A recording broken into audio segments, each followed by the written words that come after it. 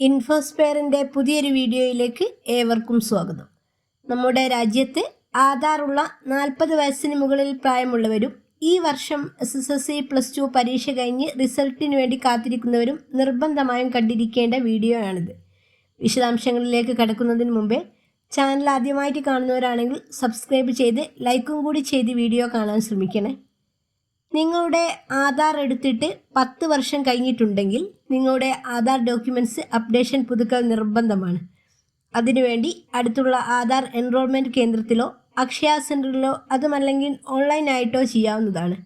ആധാർ പുതുക്കുന്നതിന് വേണ്ടി ID പ്രൂഫും അതുപോലെ അഡ്രസ് പ്രൂഫും നൽകേണ്ടതാണ്.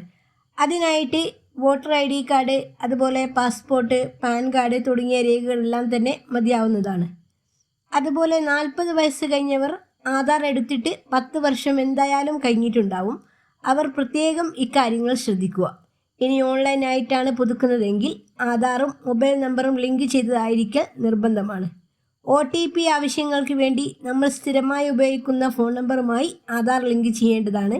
അതുപോലെ ഈ വർഷം SSLC +2 എക്സാം എഴുതി റിസൾട്ടിന് വേണ്ടി കാത്തിരിക്കുന്ന വിദ്യാർത്ഥികൾ നിർബന്ധമായും ബയോമെട്രിക് അപ്ഡേഷൻ നടത്തേണ്ടതാണ്. അതായത് നിങ്ങൾക്ക് 15 വയസ്സ് പൂർത്തിയായിട്ടുണ്ടെങ്കിൽ മാൻഡേറ്റീവ് ബയോമെട്രിക്, അതായത് നിങ്ങളുടെ വിരലടയാളവും ഫോട്ടോയും പുതുക്കൽ നിർബന്ധമാണ്. ഇതിനായി അടുത്തുള്ള അക്ഷയ സെൻറ്ററിൽ ചെന്ന് നിങ്ങളുടെ ബയോമെട്രിക് വിവരങ്ങൾ നൽകി ആധാർ പുതുക്കൽ നിർബന്ധമാണ്. പല സ്കോളർഷിപ്പ് ആവശ്യങ്ങൾക്കും സർട്ടിഫിക്കറ്റ് ആവശ്യങ്ങൾക്ക് വേണ്ടിയും ആധാർ അപ്ഡേഷൻ ചെയ്തു വെക്കുക. അതേസമയം മരിച്ചുപോയവരുടെ ആധാർ വിവരങ്ങൾ ദുരുപയോഗം ചെയ്യുന്നത് തടയുന്നതിനായി നടപടിയുമായി unique identification authority of India.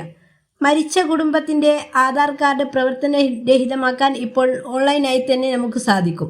Civil registration സിസ്റ്റവുമായി ആധാർ പോർട്ടലിനെ ബന്ധിപ്പിച്ചതോടെ മരണം രജിസ്റ്റർ ചെയ്യുന്ന മുറയ്ക്ക് പല കേസുകളിലും ആധാർ തനിയെ റദ്ദാക്കപ്പെടുന്നതാണ്.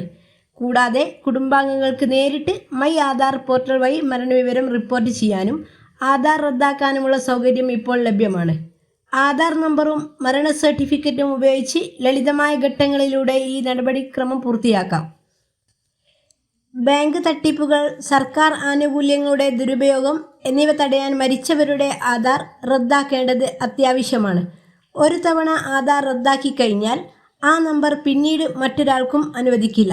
മരണ സർട്ടിഫിക്കറ്റ് ലഭിക്കാൻ വൈകുകയാണെങ്കിൽ താൽക്കാലിക സുരക്ഷയ്ക്കായി ആധാർ വെബ്സൈറ്റിലൂടെ ബയോമെട്രിക് വിവരങ്ങൾ ലോക്ക് ചെയ്യാവുന്നതാണ്. ആധാർ പോർട്ടലിൽ നിങ്ങൾ നൽകിയ വിവരങ്ങൾ പരിശോധിച്ച് ഉറപ്പുവരുത്താൻ സാധാരണയായി 90 ദിവസം വരെ സമയമെടുത്തേക്കാം. അതിനുശേഷം മാത്രമേ വെബ്സൈറ്റിൽ മാറ്റം പ്രതിഫലിക്കൂ. മരിച്ചവരുടെ ആധാർ എങ്ങനെ റദ്ദാക്കാമെന്ന് നോക്കാം.